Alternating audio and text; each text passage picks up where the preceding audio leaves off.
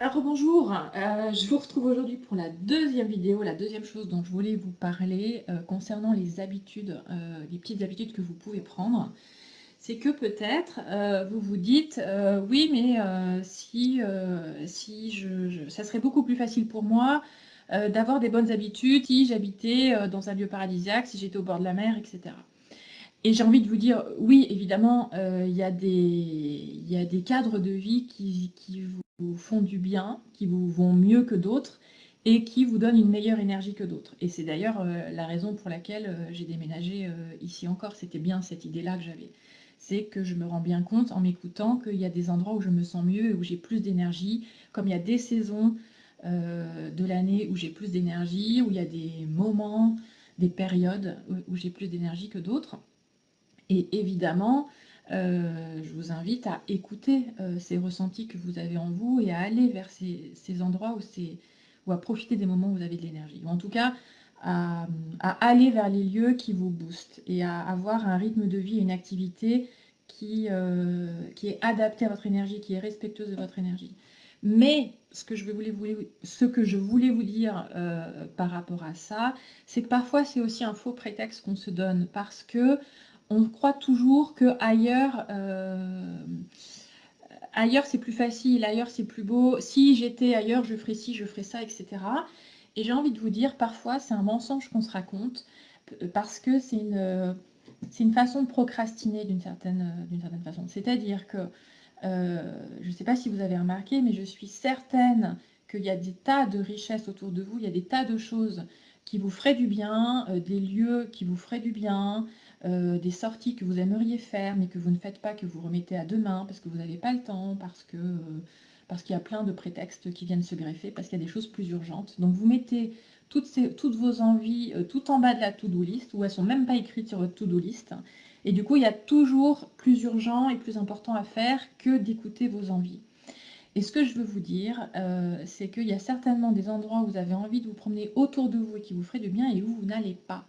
Comme il y a probablement, je pensais à ça en faisant mes cartons, on accumule des tas de choses dans sa maison en ayant des bonnes résolutions, en se disant tiens, je m'achète un appareil, je me ferai des smoothies, ou tiens, je me ferai des jus, ou tiens, je vais faire du sport, je m'achète un appareil de gym, ou je m'achète des petites haltères qu'on met au poignet ou aux chevilles, et puis on les utilise jamais.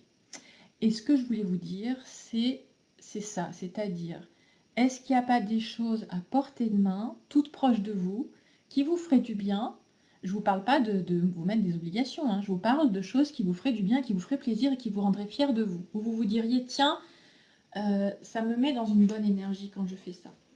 Euh, des choses saines pour vous, vous voyez, plutôt que de céder à la tentation des choses pas très saines comme j'ai la flemme, je suis fatiguée, je vais me mettre devant la télé, ou j'ai la flemme d'aller trier mes placards, ou j'ai la flemme de ressortir mon blender, ou etc. Est-ce qu'il n'y a pas ces petites choses-là que vous pourriez faire aujourd'hui et qui vous feraient du bien et qui contribueraient à chasser vos énergies négatives? Parce que maintenir loin de vous quelque chose qui vous ferait du bien, ça contribue à faire stagner dans votre corps et dans votre maison ces énergies négatives dont je vous parlais dans une autre vidéo.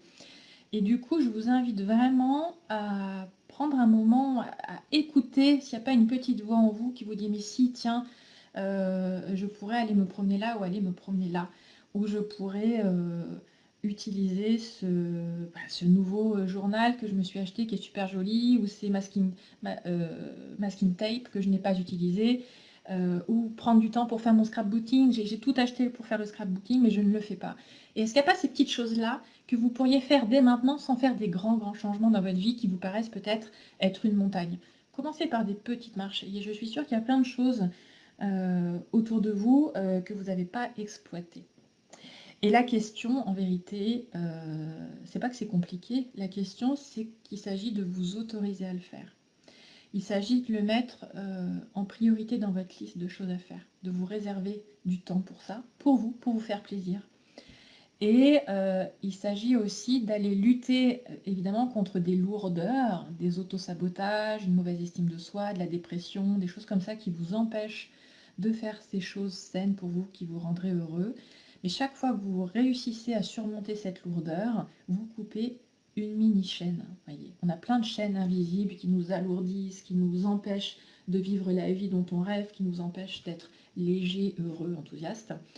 Et toutes ces petites mini-chaînes, vous pouvez les couper tout doucement au quotidien. Et c'est une question de...